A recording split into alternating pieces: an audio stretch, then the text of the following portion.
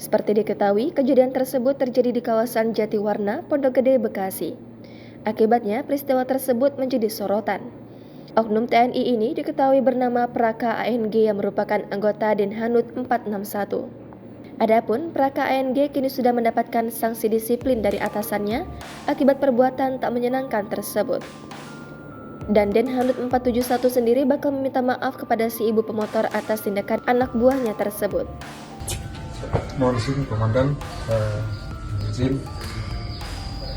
Bapak, saya atas nama pribadi Praka Ariana Gideon, saya mengaku saya salah atas kejadian yang saya lakukan kemarin yang merugikan Bapak dan keluarga.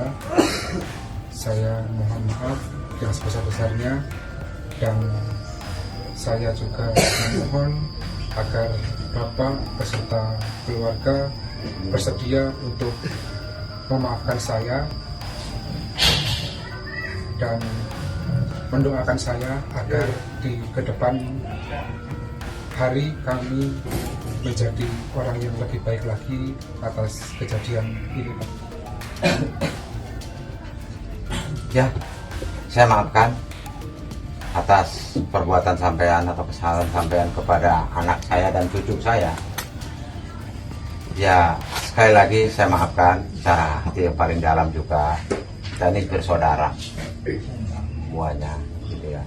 Saya maafkan. Tapi pesan saya cuma satu. Jangan sampai diulangin lagi kepada siapapun. Kalau bisa terakhir kepada anak saya atas perbuatan sampean. Jangan lupa subscribe, share, komen, dan like ya.